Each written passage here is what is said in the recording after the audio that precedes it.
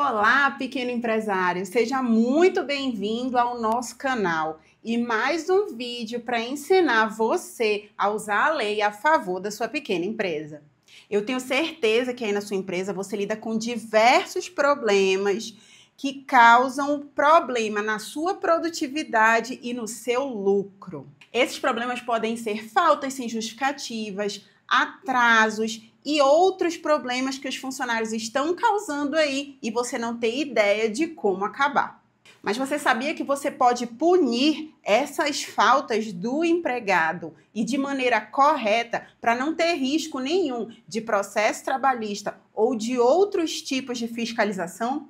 Se você quer aprender como aplicar uma medida disciplinar de maneira correta e não sofrer com isso depois, já fica aqui nesse vídeo que eu vou te ensinar como fazer. Mas antes de tudo, já deixa o like aqui no vídeo e se inscreve no canal para estar sempre atualizado. Bom, a primeira coisa que eu preciso te explicar é o que é uma medida disciplinar, né? Esse nome tão maluco assim que você vai aprender a usar aí na sua pequena empresa. A medida disciplinar nada mais é do que um meio que existe para que você discipline, já diz o nome, aquele funcionário de que ele não pode faltar sem justificativa, ele não pode chegar no trabalho a hora que ele quiser. Ou seja, ela tem o objetivo de corrigir comportamentos inadequados dos seus funcionários. É isso mesmo, ela existe para você disciplinar os empregados. Tá, mas quais são essas medidas disciplinares? Olha, você vai ouvir muito falar por aí que existem 4 tipos de medida disciplinar, que seriam a advertência verbal, a advertência escrita, a suspensão e a tão falada justa causa. Eu preciso te dizer que, na minha opinião pessoal, eu sou completamente contra a advertência verbal. Porque eu entendo que se você vai advertir o funcionário, precisa estar escrito. Eu gosto de falar que a advertência verbal, ela é aquela primeira conversa que você vai ter com o funcionário. Por exemplo, fulano, hoje você chegou atrasado. Olha, o seu horário é às 8 e não 8h30, então, por favor, corrija para isso não se repetir. E falando das outras medidas disciplinares, eu vou te explicar aqui no vídeo uma por uma para você aprender como e quando aplicar. E de maneira correta. A primeira delas é a advertência verbal. Quando que você usa a advertência verbal? Geralmente, quando o funcionário comete uma falta leve. Por exemplo, é a primeira vez que aquele funcionário chega atrasado. Você vai aplicar uma advertência disciplinar nele com o tema de desídia, que é o desleixo, o descaso pelo atraso sem justificativa. E o ponto que todo mundo pergunta, Ilka, e se o funcionário se recusar a assinar essa advertência? O que eu posso fazer aqui na minha pequena empresa? Eu já vou te explicar que a recusa do funcionário em assinar a advertência nada vai mudar na aplicação dela, porque quando você aplica essa advertência, você não está perguntando ao funcionário se ele concorda ou não com aquela punição que ele está sofrendo.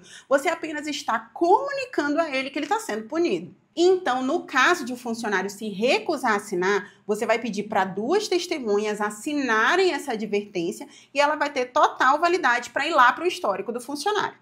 Agora vamos falar da suspensão. Quando que a sua pequena empresa pode usar uma suspensão?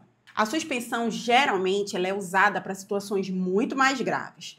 Ou quando o funcionário já cometeu aquele erro algumas vezes. Por exemplo, chegou atrasado um dia, chegou atrasado o segundo dia e no terceiro dia você pode aplicar uma suspensão.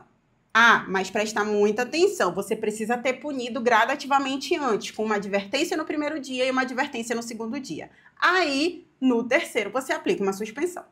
Mas será que existem casos em que você consegue aplicar uma suspensão direto no empregado? E eu já vou te dizer que existem sim casos mais graves que você pode aplicar uma suspensão sem ter aplicado uma advertência antes. Vou te dar um exemplo aqui. Você está numa reunião, o funcionário começa a gritar com o gerente, chama o gerente de todos os nomes que você pode imaginar e ainda levanta e diz que a empresa não presta, que ele vai embora e que ele não aceita passar por isso.